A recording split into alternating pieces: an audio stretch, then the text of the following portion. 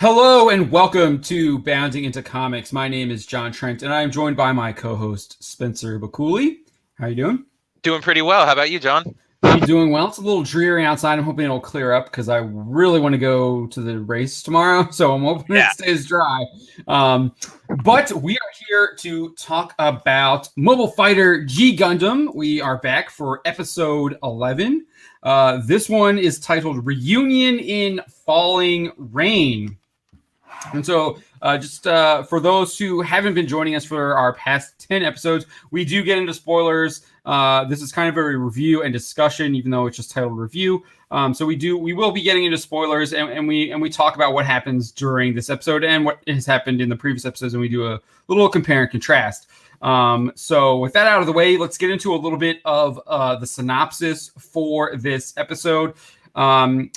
So they have gone. So if you this is the first time joining in, Mobile Fighter G Gundam has been taking us to different countries throughout the world. We've been to America, we've been to China, we've been to France, we've been to Russia, we've been to Canada, we've been to Mexico.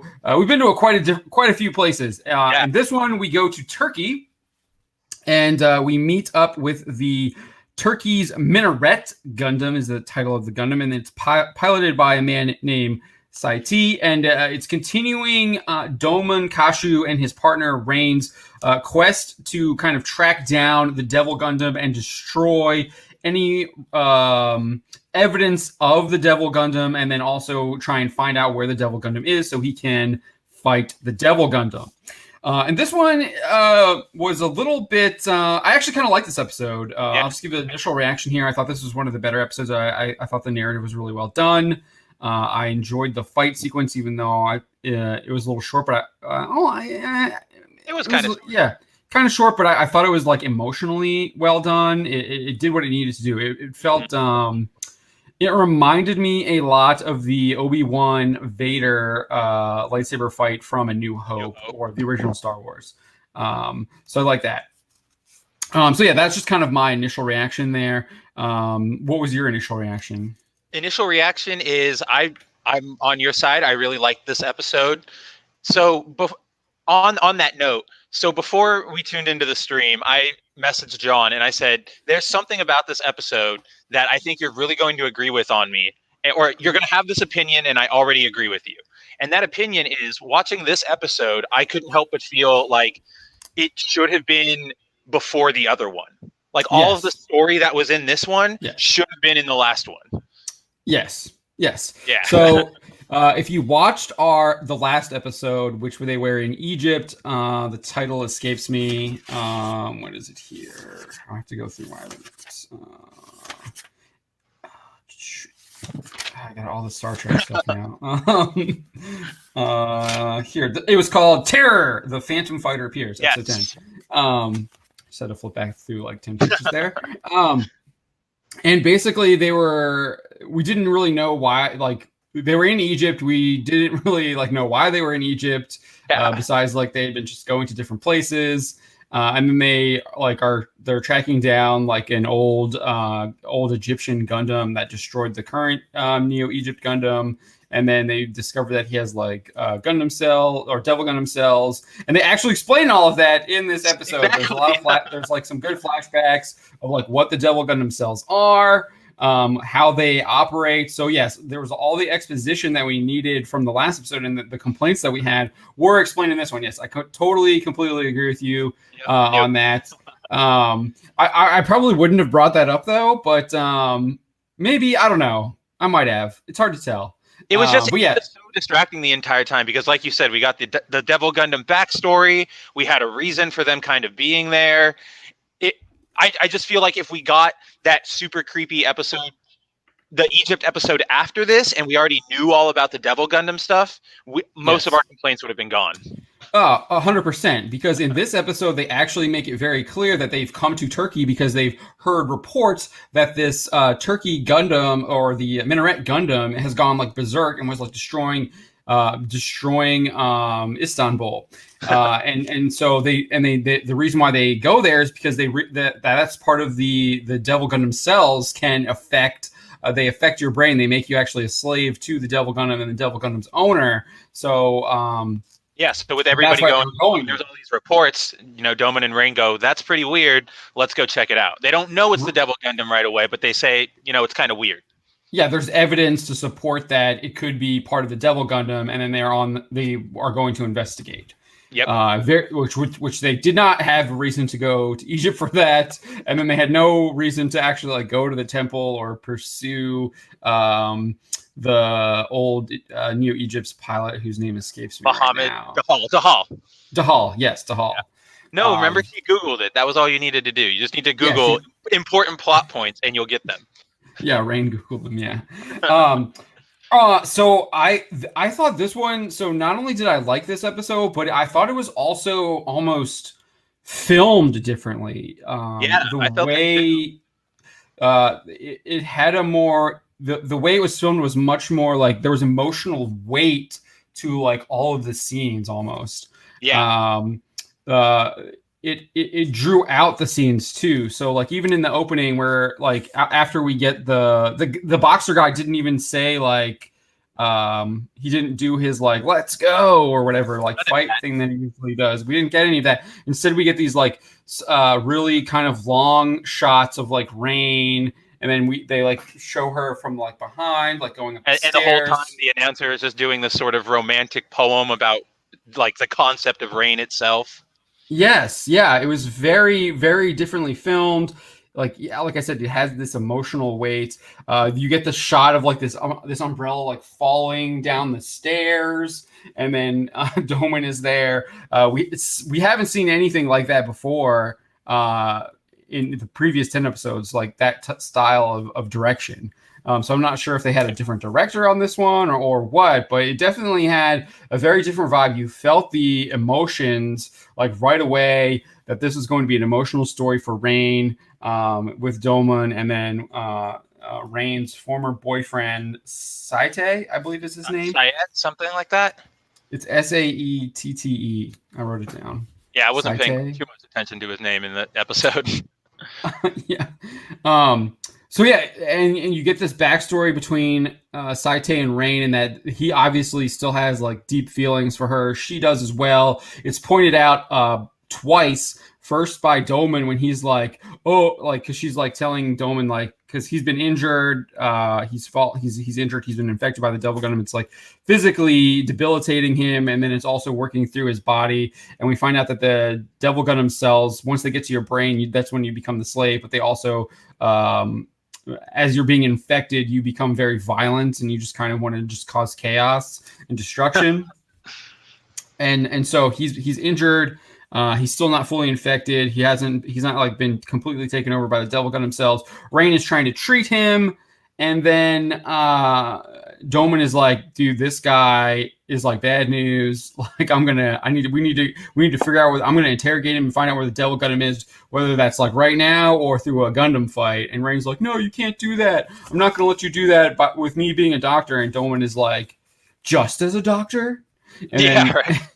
And then later on, she does like a similar argument to Saette where he's actually trying to leave, and she's like, as a doctor, I can't let you leave. And he's like, just as a doctor. So like they like really hammer that home, and she gets it from both the men in her life in this episode. There was a pretty I totally agree that this was all emotional, like very emotionally charged and well done. But there was one moment between Rain and Saette, yeah, that Saette that made me really laugh, and that was when he says something about, oh, is that the only reason you want me to not fight? Like, you don't want me to go? Is it because you're worried about me, or is it because you have feelings? And right when he says that, the soundtrack just flips to this like 80s like romance track, and I just thought it was so weird and out of place. It was funny. I thought it. I got what it was. I got what it was going for, but it just came in so unexpected to me that I just started laughing. To me, I remember that. That's exactly what I was talking about because he does the pulls. But to me, that felt like it was on point. It was like showing that they had like it was like romance. Like it was totally like a romance theme song. One of the things I noticed was when it kind of dates the episode here. is there's a floppy disk when they're talking about the like the research and stuff. Yeah, the research on the Devil Gundams. Like they're like going through this guy's like library. They knock a book down and like a floppy disk falls out. So it dates it a little bit. Just a little.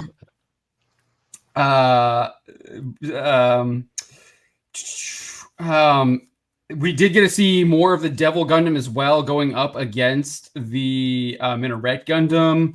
There was, you just get to see how huge this Devil Gundam is. It's almost like a scorpion type creature almost. Yeah. It's got like a snake head, or like the snake body, and then I think his head does extend too. Yeah, right? It's like a cobra. It's like a cobra head. I feel like, and then it's got like, it's hard to tell, but it's like really like a huge like girth underneath it, which is like almost like a spider maybe, or it's like a really. It's like the best way I always think about it, it's like a spider turtle because it's got like 6 or 8 legs, but it's also really stocky. Yes. Yeah. I think that's a good way to describe it.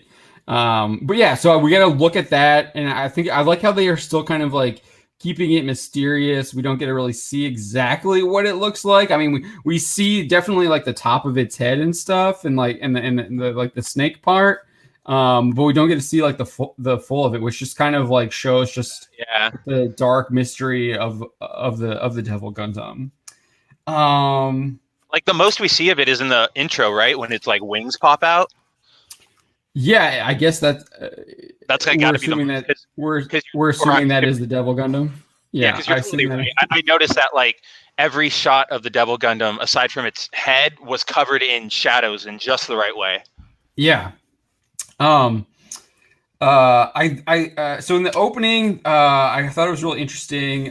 There's the old man is talking to, I think it's Rain, right? I think Rain is there and the old man is next to her. Like, and he's just like randomly just a wise old man just talking to her. And one of the things he said that like kind of stood out to me that I wrote down here, he's like, truth will eventually be revealed. Like, so no matter like how dark it gets, how like you think it's going to be bad, this guy's still like having faith in like the misery of like his town that was just wrecked by his own Gundam, and he's just saying like no matter how horrible it is, he still has this like hope, and he's like this old guy who's probably been through a lot, but he still has just got this like really strong faith because I think he's talking about like he says like he talks about God and he says he's like, God is the truth or something like that. And then he says the truth will eventually be revealed. I would worried at that scene because before anything else happened, it was just Rain randomly in the middle of Istanbul talking to this guy, getting plot details. Yeah. I was like, oh no, is it going to be this again? Is it going to be Egypt again? But then it wasn't.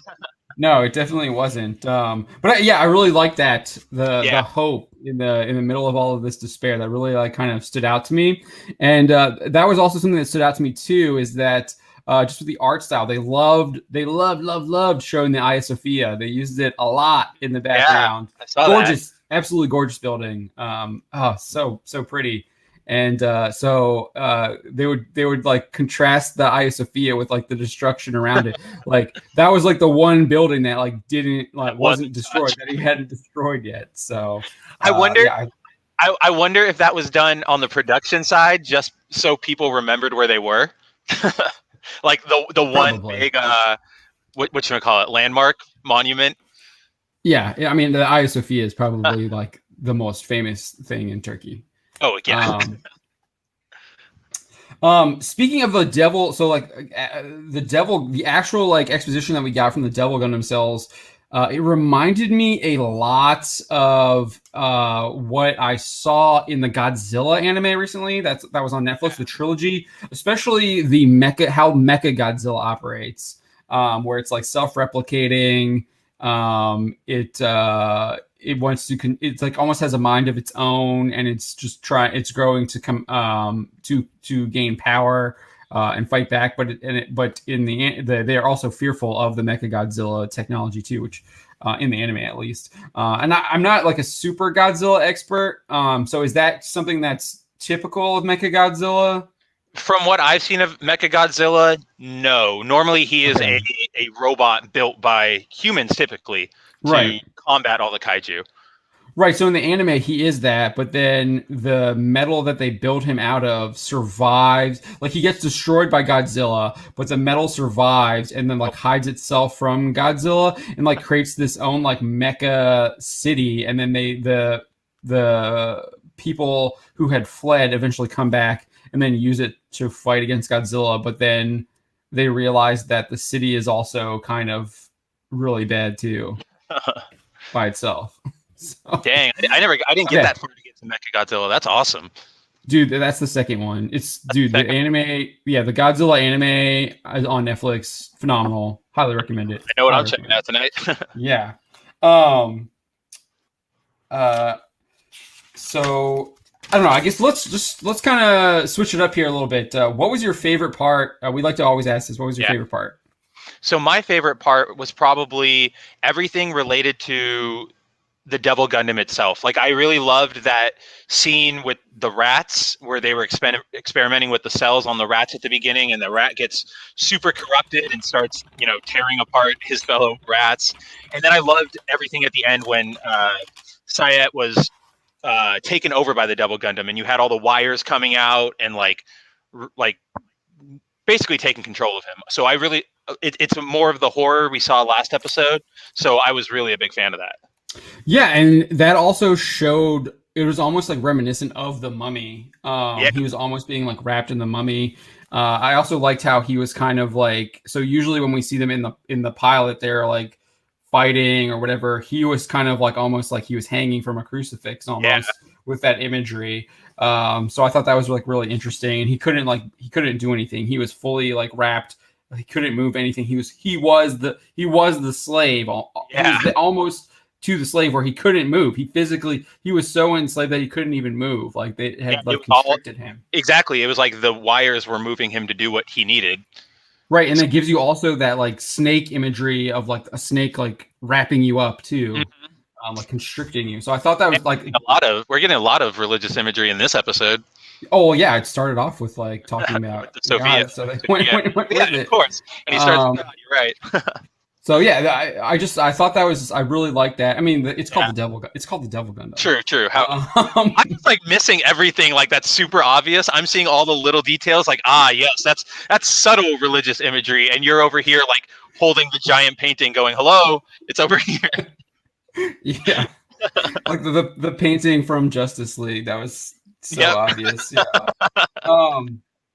Yeah. I liked a lot of the stuff with the Devil Gundam too. I as much as I really liked the journey, like I really liked the George Dassan episode and that journey between him and the princess.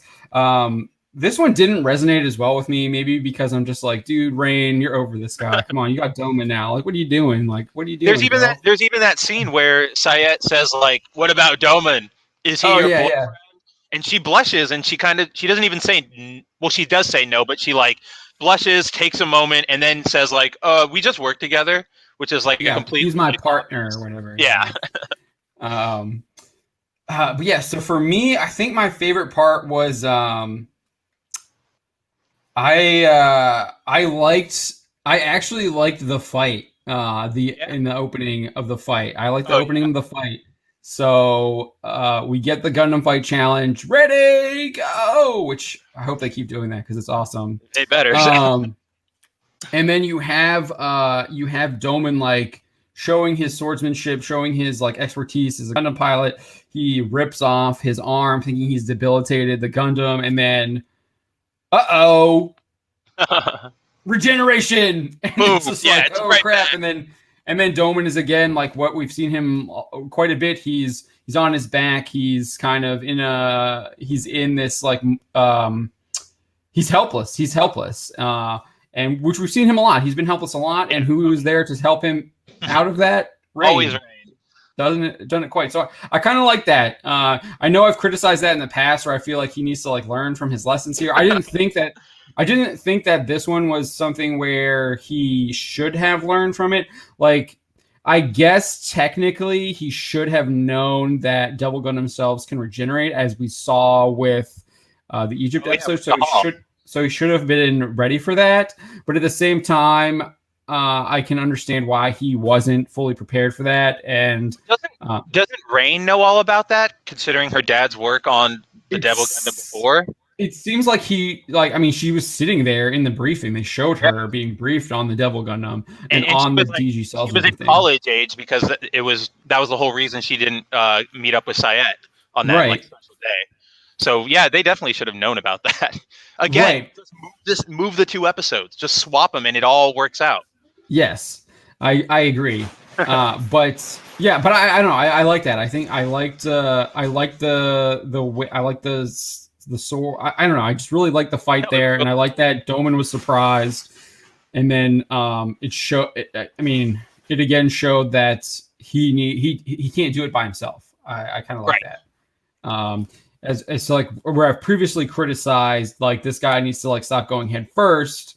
In this case, him going head first, he didn't go head first right away. No, he actually didn't. He actually stayed his hand for quite a bit until Saette got in his Gundam and starting to like destroy the city again, and that's when Doman acted. So that was like that's kind of why I like respect that part of this one, and that's probably what definitely some growth from Doman there.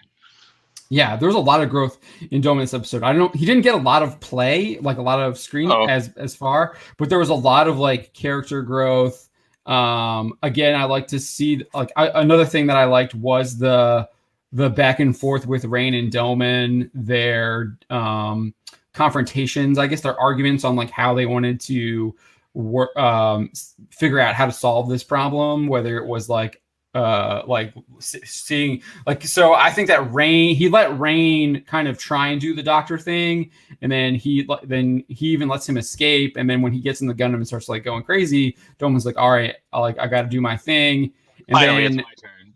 And then even at the end, Rain says don't kill him, and Doman does what he's done before, what he did in Mexico, very similar act. We didn't get the shining finger. Yeah, we didn't get that. He did it, but we didn't get it. And I think that also goes back to what we were saying earlier, is the how it was filmed differently. Like previously we would have gotten that like huge shining finger moment, but I don't think that would have fit in this episode, because it would take away from that emotional impact of him putting the shining finger on, and then he's almost like it was like a spiritual fire almost. I was gonna say, was that the first time we saw that? I think it is. It was like an exorcism almost, dude. He like put his hand on his head and then like excised the Devil Gundam from the Minaret Gundam, because it doesn't die. That's literally what it was like to me. It looked like that's exactly what I thought it was too. I couldn't remember if we had seen the flame before, but I don't think we have. I think that was the first time.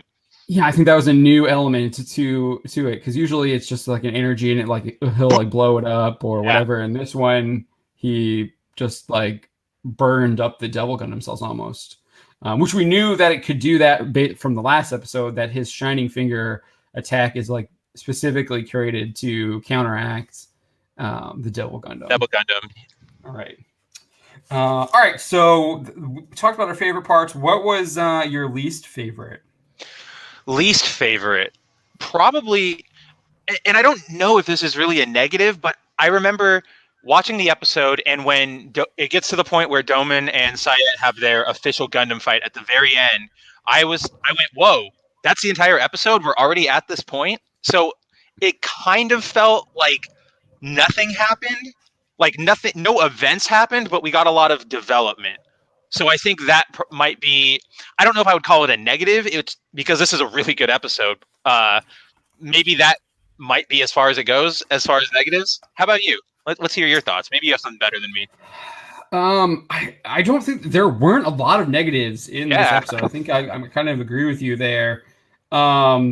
Maybe the only thing maybe is that I think there probably may have been a little bit more with Rain. Like, I know I just praised this a moment ago, but maybe just giving me a little bit more of that argument with Rain and Doman about how they're going to like go about solving this problem. And then maybe even having Doman kind of call out Rain for her obvious like deception with the fact that she didn't tell him that he had that Saette had attacked her.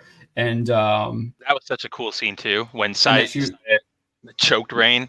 Yeah, yeah, that was Super scary, super creepy. yeah, it was.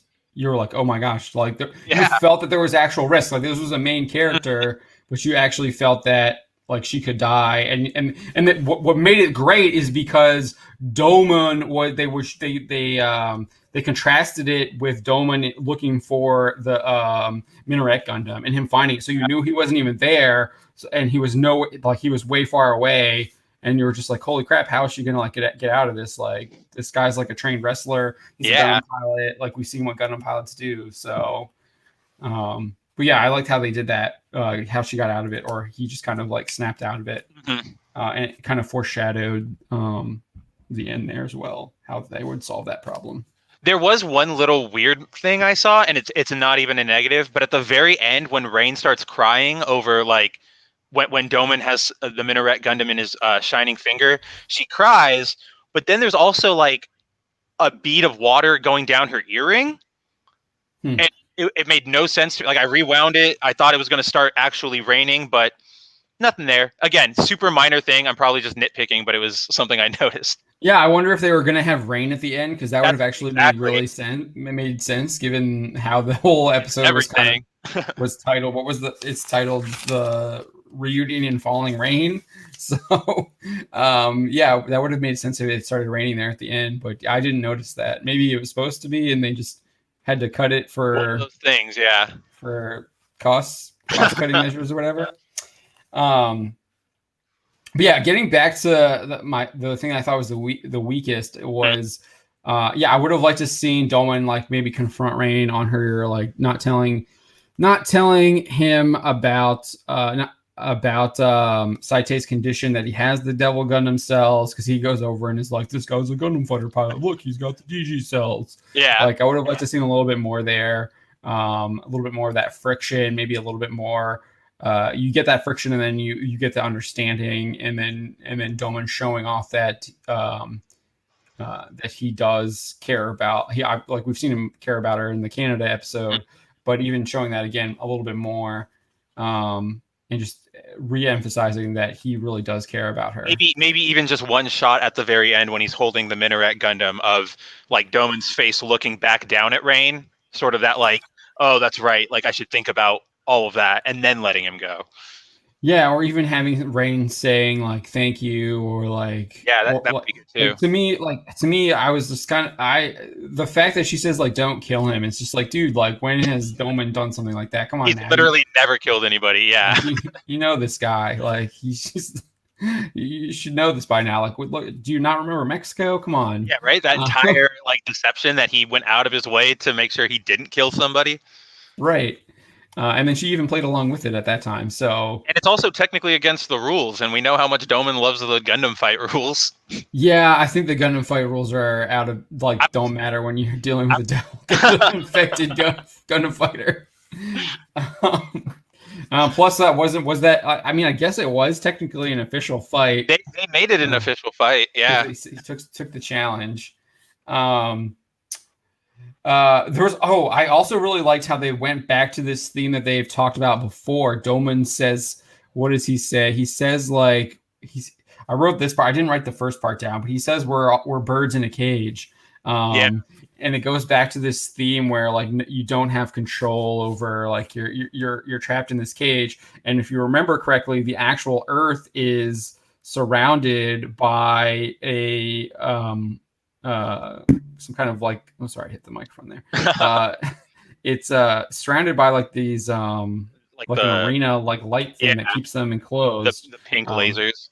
Yeah, so they can't even like well, we've seen them get out of Earth, but we think they were cheating doing that. So they obviously are able to circumvent it. They were sneaking around all the other times they've gone to countries when they were in Neo Japan. Yeah, the only time they've gone off of Earth was when they went to the Neo Japan colony in the first Devil Gundam episode, like episode the one that we really like, the Phantom Fighter one. So far. Yeah, Phantom Fighter one. It also reinforces that chico that we've seen from all of the Gundam fighters, from Saichi to Chibiti to Desaad, where once you and Chico in Mexico especially, where once you're a Gundam pilot, that's what you are. You're not any. You're basically just a weapon for your government at that point. And we saw that with Chico, who didn't want to do it anymore. We saw it with this with Saette, because he's being hunted by the government for destroying the city. Destroying the city, rightly so. Rightly so. Apparently. But yeah, no, I thought that was a really cool reinforcement of that theme. Yeah, and I like that.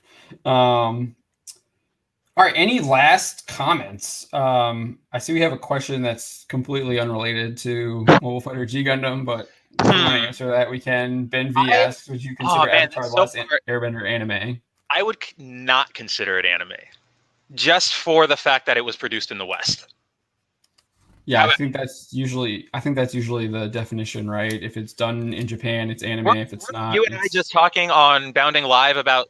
Yeah, everybody got upset at us the other day for announcing the Crunchyroll's adaptation of something, the Korean comic, and everybody got mad. And yeah, they're doing a.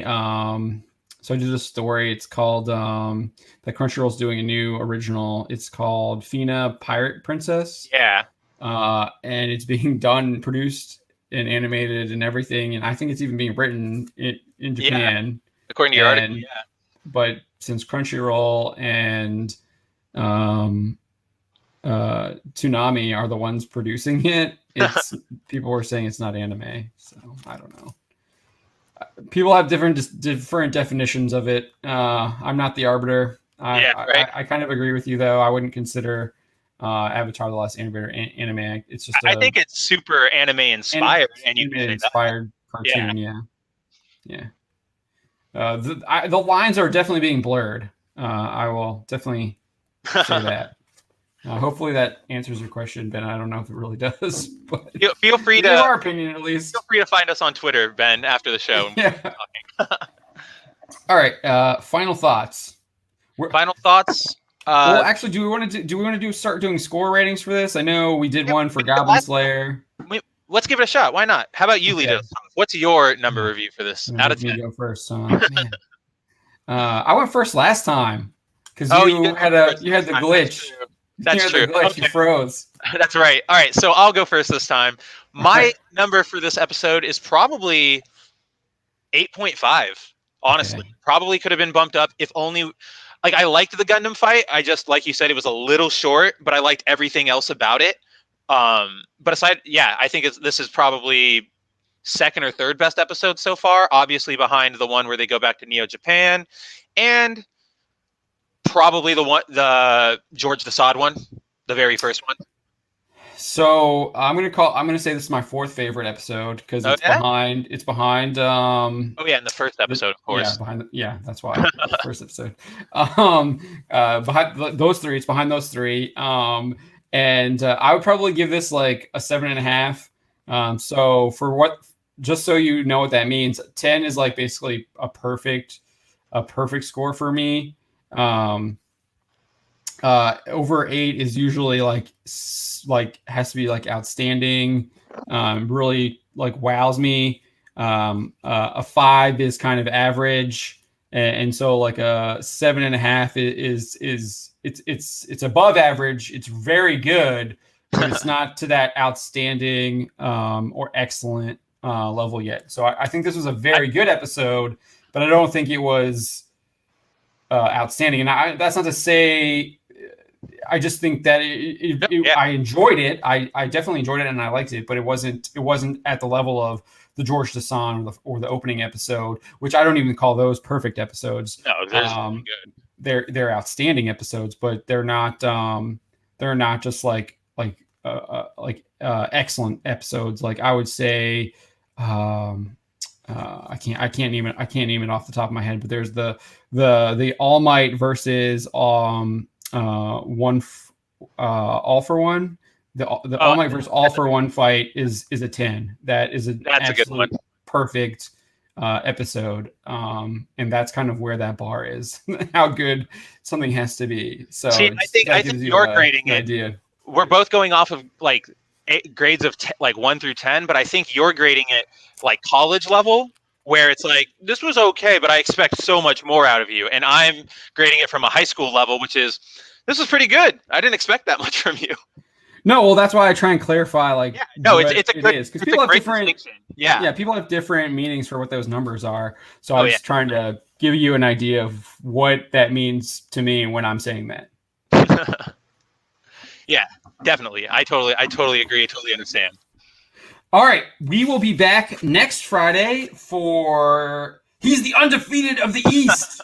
Master Asia appears. Doman's Master will return, and we go back to Neo Japan for the second time.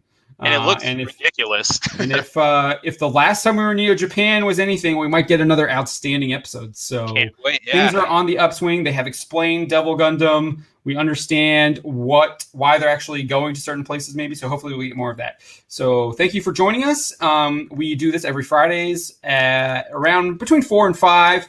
We're a little late today. I had some things pop up that pushed me back a little bit, but we got to it. On Tuesdays, we do our Trek Tuesdays, where we are kind of doing a Deep Space Nine discussion, similar to what we're doing here with Mobile Fighter G Gundam. But we will also talk about what's happening in Trek. If there's anything in the Trek news, we'll talk about that. There really isn't a lot happening, given there isn't really a lot happening in Hollywood in general right now. We just kind of get what people are saying about things, whether or not there's actually bringing you the latest and greatest Lower Decks updates at all times. Yeah. When we're not getting blocked by CBS. And then on Wednesdays we do our Bounding Live, where we kind of talk about the latest headlines of the week, and we've been having special guests the past couple weeks, and we're going to try and continue to do that. So I'm still working on lining someone up for this upcoming week, so look forward to that. And that's pretty much it. Yeah, definitely check everything out. Everybody's doing great work here. John's keeping the ship running full steam, so we're excited to keep bringing you more content. Yep. All right. Thank you guys, and have a great day, and have a great weekend. We will see you next week. See you then.